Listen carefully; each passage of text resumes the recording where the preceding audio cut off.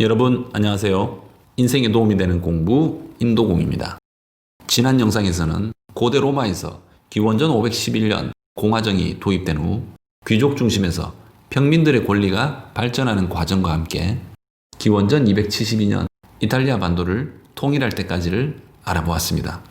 이번 영상에서는 페니키아의 식민지였던 카르타고와의 전쟁에서 승리한 후 지중해의 해상력을 장악하고 카이사르의 출현으로 공화정이 무너지고 사실상의 황제 정치가 출현하는 시기까지를 알아보겠습니다.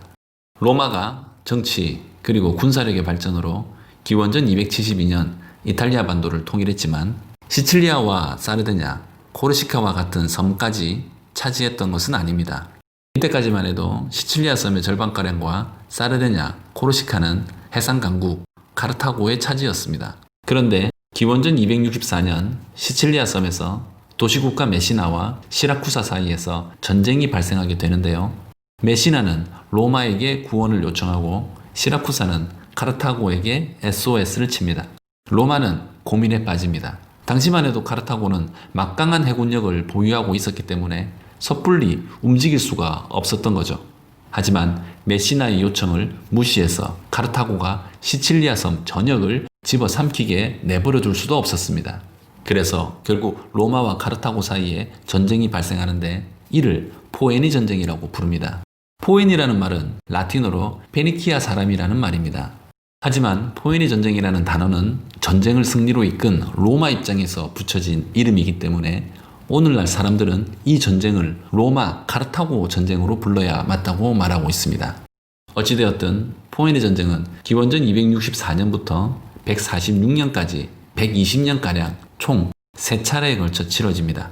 제1차 포에니 전쟁은 초반에 카르타고가 우세를 보였지만 로마가 해군력을 보강하면서 판세를 뒤집습니다. 이어서 23년의 공백기를 지나 기원전 218년 다시 전쟁이 터지는데 이때 등장하는 카르타고의 명장이 바로 한니발입니다. 코끼리 부대를 이끌고 피렌체 산맥과 알프스 산맥을 넘은 한니발은 로마로 쳐들어가서 기원전 217년 트라시멘의 전투에 이어서 기원전 216년에는 칸나의 전투에서도 승리하면서 승승장구합니다. 하지만 카르타고 내부에서 한니발을 시샘하는 세력들이 한니발의 구원 요청을 묵살하면서 한니발은 위기에 봉착하게 됩니다.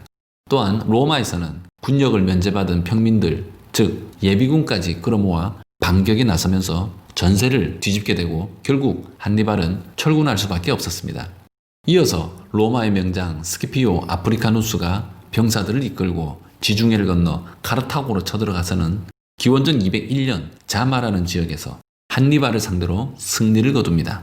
결국 제2차 포에니 전쟁마저 로마가 승리로 이끈 것입니다.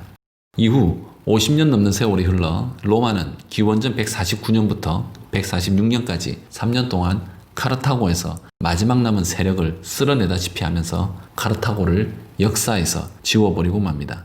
이로써 로마는 카르타고의 영역을 확보하면서 지중해의 패권을 거머쥐게 되고 로마 제국으로 나아가기 위한 발판을 마련하게 되었습니다. 포에니 전쟁을 승리로 이끈 로마는 수많은 노예들을 확보하면서 돈 많은 귀족들이 대농장을 운영하게 되는데요. 이것이 바로 라티푼디움입니다. 하지만 값싼 노동력 공급으로 농작물 가격이 내려가게 되자 손바닥만한 작은 땅에서 농작물을 경작하던 중소자영농이 몰락하는 반대급부 현상이 발생하게 됩니다. 말 그대로 부익부 빈익비 현상이 발생한 것입니다. 이로써 가난한 평민들을 구제하기 위해 나선 이들이 있는데 바로 그라쿠스 형제입니다. 그라쿠스 형제는 형 티베리우스 그라쿠스가 기원전 133년 호민관이 되어서 부유층의 토지 독점을 금지하고 농민들에게 토지를 나눠줘야 한다는 토지개혁 법안을 냅니다. 이른바 농지법 제정을 외쳤지만 귀족들의 반발에 부딪혔고 티베리우스 그라쿠스는 기원전 132년 귀족들에게 암살당하고 맙니다. 10년 뒤인 기원전 123년에는 동생 가이우스 그라쿠스가 호민관이 되어서 형이 못다 이룬 토지개혁에 더해 국가가 일정량의 밀을 사들인 뒤 시가보다 싼 가격으로 가난한 시민들에게 분배해야 한다는 공물법 제정을 주장합니다. 하지만 이마저도 부유층들의 반발에 부딪혔고 결국 부유층들의 살해 압박 속에 기원전 121년 스스로 목숨을 끊고 맙니다. 그래도 평민들의 입장을 대변하는 귀족들이 그라쿠스 형제들만 있었던 것은 아닙니다.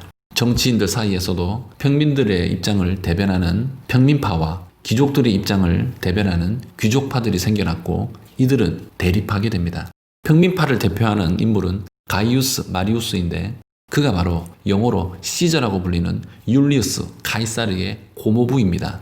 또 귀족파는 한때 가이우스 마리우스의 부하였던 루시우스 코르넬리우스 술라가 이끕니다. 그런데 평민파가 밀리게 되고 귀족파가 득세하게 됩니다. 기원전 100년에 태어난 카이사르는 고모부가 평민파였다는 이유만으로 귀족파의 살생부에 올라 목숨이 위태로운 상황을 맞이하기도 합니다.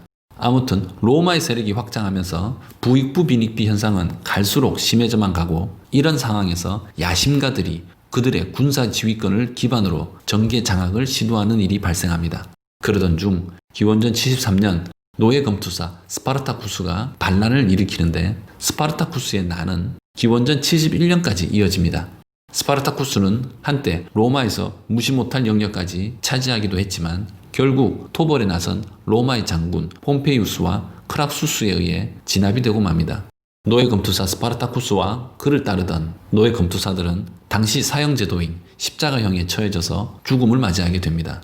이어서 가이우스 율리우스 카이사르가 원대한 꿈을 위해 도전하게 되는데 스파르타쿠스의 난을 진압하면서 로마 시민들의 찬사를 받던 폼페이우스 그리고 크라수스와 힘을 합쳐서 기원전 60년부터 기원전 53년까지 3명이 정치를 하게 되는데 이것이 바로 제1차 삼두정치입니다.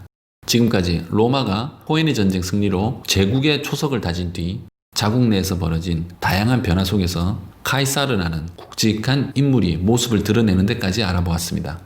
다음 시간에도 알찬 내용으로 찾아뵙겠습니다. 구독, 좋아요, 알람 설정은 영상을 만드는 저에게 큰 힘이 됩니다. 시청해 주셔서 감사합니다.